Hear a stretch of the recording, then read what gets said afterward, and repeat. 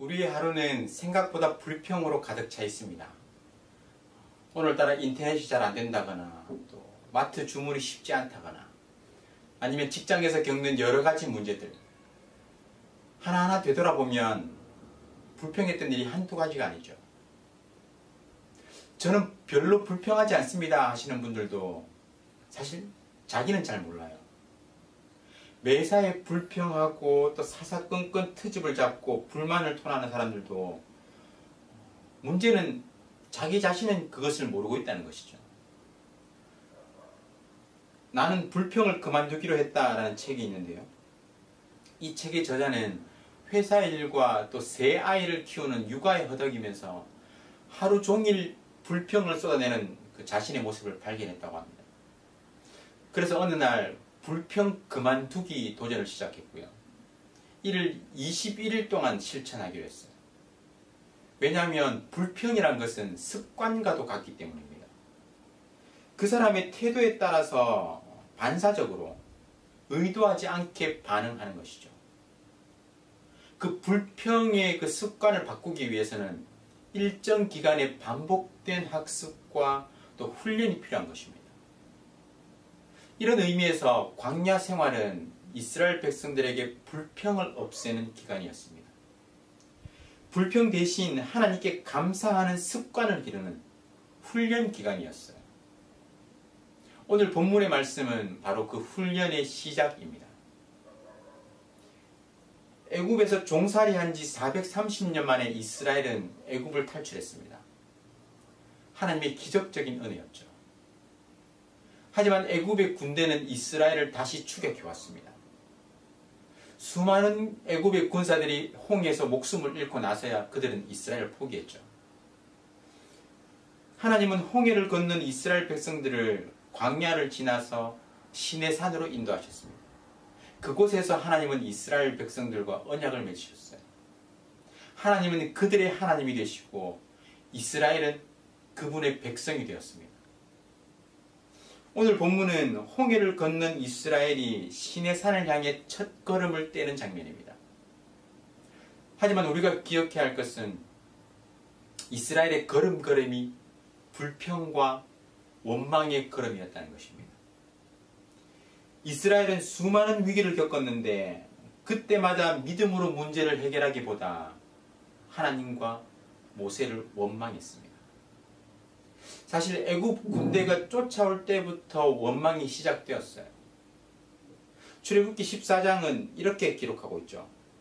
애굽 사람들이 쫓아오자 이스라엘 자손이 심히 두려워하여 여호와께 부르짖고 그들이 또 모세에게 이르되 애굽에 매장지가 없어서 당신이 우리를 이끌어내어 이 광야에서 죽게 하느냐? 어찌하여 당신이 우리를 애굽에서 이끌어내어 우리에게 이같이 하느냐? 애굽 사람을 섬기는 것이 광야에서 죽는 것보다 낫겠노라.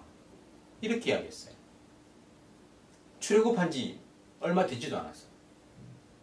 너무 한심하지 않습니까? 하나님이 어떻게 일하셨는지 또 어떻게 가나안 땅에 이끄실 것인지 모두 알고 있는 우리로서는요. 참으로 어리석고 또 한심하다는 생각이 들죠. 이 부분은 뒤에 가서 다시 한번 이야기하겠습니다. 오늘 본문에서 이스라엘은 홍해를 건넌 후에 수르 광야로 향했습니다. 3일 동안 광야를 행진하는데 물을 찾지 못했어요. 3일 동안 행진했다고 하면 아마 그 걸음으로 따지면 아마 70km, 80km 정도를 걸었다는 말인데 사실 육체적으로는 극한의 상황이죠. 마침내 마라라는 곳에 도착했는데 그곳의 물은 마실 수 없었습니다. 마실 수 없는 쓴 물이 있는 곳이라고 해서 그곳 이름을 마라라고 불렀어요. 그래서 이스라엘은 이런 물을 어떻게 마시란 말이냐라고 말하면서 모세를 원망했습니다.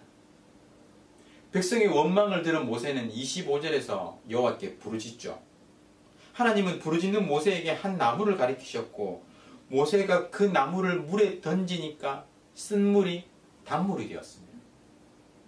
하나님께서 다시 한번 기적을 베푸셔서 이스라엘 필요를 채우신 거예요. 이 나무, 모세가 물에 던진 나무에 대해서는 여러 영적인 해석이 난무합니다. 가장 흔한 영적인 해석이 바로 이 나무를 예수님으로 해석하는 거예요. 그리고 일부 유대인들은 이 나무를 율법으로 해석하기도 했습니다. 갈라디아서 말씀 기억하시죠? 율법을 추종하는 사람들. 이스라엘이 3일 동안 율법을 접하지 못해서 생명의 위협을 받는다는 거예요.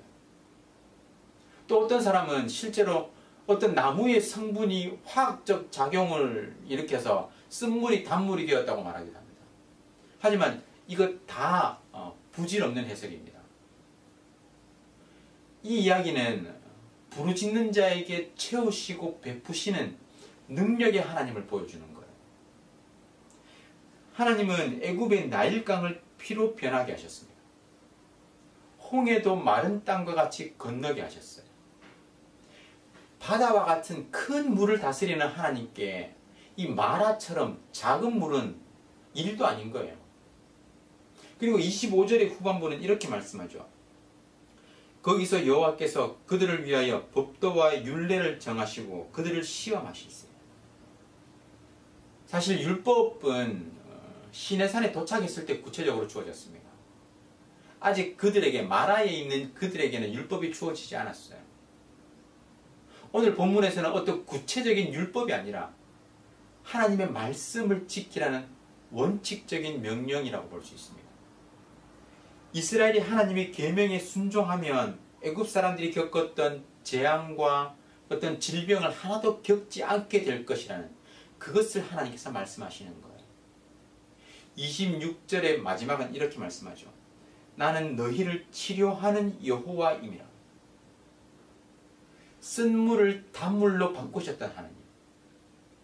마실 수 없는 물을 마실 수 있는 물로 치료하셨던 하나님께서 자신의 계명을 지켜 행하는 백성들에게 그 모든 질병과 재앙으로부터 보호하시고 치료하시겠다는 그 말씀을 하고 계신 것입니다. 여러분, 마라라는 장소는 우연히 도착한 장소가 아닙니다. 광야라는 그 하나님의 훈련장에서 이스라엘이 처음 마주한 테스트와 같았습니다. 하나님의 말씀에 순종하면 된다.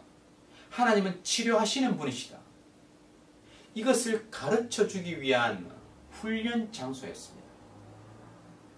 이 일 후에 이스라엘은 물샘이 12개나 있고 야자수 나무가 70그루나 있었던 엘림이라는 그 오아시스에 도착하게 되죠. 그곳에서 물을 마음껏 마실 수 있었습니다. 이스라엘이 며칠 간격으로 접한 이 두 개의 물이 보이십니까? 대조적인 물이죠. 마라와 엘림. 이는 마치 광야와 약속의 땅이 어떻게 다른지 보여주는 것 같습니다. 하나님의 말씀에 순종하는 삶과 불순종하는 삶을 보여주는 것 같아요. 하나님은 우리를 마실 만한 물로 인도하시는 분이십니다. 우리는 순종으로 이 하나님의 축복을 우리 것으로 만들어야 해요. 앞에서 드린 말씀을 기억하십니까? 이스라엘은 홍해가 앞을 가로막고 애굽의 군대가 뒤를 쫓아올 때 하나님과 모세에게 불평하면서 원망했습니다. 3일 길을 걸어서 마라에 도착했을 때 먹을 수 없는 쓴물로 인해서 또 불평하며 원망했어요. 만약 그들이 하나님께서 홍해를 가르시고 또 자신들이 마른 땅과 같이 홍해를 건널 것이라는 것을 알았다면 불평했을까요? 쓴물을 단물로 바꾸실 것을 알았다면 그들이 불평하고 원망했을까요? 그들은 애굽에 내린 그 10가지 재앙을 경험했지만 아직 하나님에 대한 그런 믿음과 확신이 없었던 거예요. 그들에게 닥친 그 생명의 위협은 실제적이었고 그들은 곧 죽음을 앞둔 상황이었습니다. 이것이 그들의 불신과 믿음 없음을 정당화할 수는 없어요. 하지만 그들에게 이 위협은 실제였고 반면에 하나님에 대한 믿음은 부족했던 거예요. 여러분, 우리는 어떻습니까? 완성된 계시인 성경을 가지고 있어요. 그 구원의 역사가 어떻게 진행되어 왔고 또 어디를 향해 가고 있는지 우리는 다 알고 있습니다. 기독교 2000년의 역사를 통해서 어떻게 믿음의 위인들, 믿음의 선배들이 믿음을 지키고 또 신앙의 길을 걸어왔는지, 하나님께서 어떻게 자신의 자녀를 돌보시고 또 인도하시는지 우리는 다 알고 있어요. 우리는 결코 핑계 댈 수 없습니다. 우리가 당하는 이 어려운 상황이 결코 익스큐즈가 될 수 없다는 거예요. 지금 보이는 반응이 우리의 신앙의 수준입니다. 여러분은 실제 생활 속에서 얼마나 불평하고 또 원망하며 살아가십니까? 불평과 원망이 아닌 하나님을 신뢰하며 내 삶 가운데 신실하게 일하실 그 하나님에 대한 믿음과 감사로 반응하시기를 주님의 이름으로 축원합니다. 저와 여러분의 오늘 하루의 삶이 상황 속에 흔들리는 그런 믿음이 아니라 그럼에도 불구하고 신실하신 하나님을 믿고 의지하며 또 하루를 감사함으로 보내는 귀하고 복된 하루가 될 수 있기를 주님의 이름으로 축원합니다. 우리 구국 기도문을 함께 읽으면서 기도하겠습니다. 마음을 다해서 기도에 동참해 주시기 바랍니다. 다 함께 읽겠습니다. 코로나 사태 속에서도 신실하신 하나님을 더욱 신뢰하게 해 주시옵소서. 이 모든 상황을 믿음으로 버티고 인내하며 회복을 경험케 해 주시옵소서. 코로나 재난으로부터 모든 성도들을 눈동자처럼 지켜 보호해 주시옵소서. 코로나19가 베트남과 대한민국과 세계에서 속히 지나가게 해 주시옵소서. 모든 가족과 함께 마음과 정성을 다해 하나님께 예배드리게 해 주시옵소서. 모든 성도가 경성에서 회개하고 의로운 삶의 열매를 맺게 해 주시옵소서. 교회의 생명사역을 적극 추진할 수 있는 여건을 속히 허락해 주시옵소서. 성도들이 처한 모든 환난과 어려움 가운데 피할 길을 허락해 주시옵소서.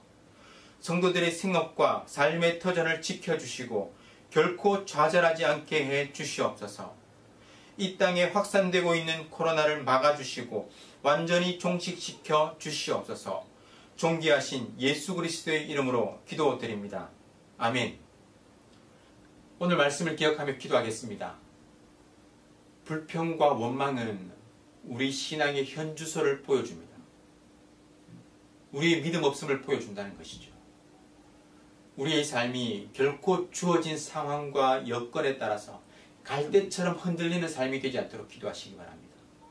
하나님에 대한 신뢰와 확신으로 굳건한 믿음의 삶, 흔들리지 않는 삶을 살아갈 수 있도록 기도하시기 바랍니다.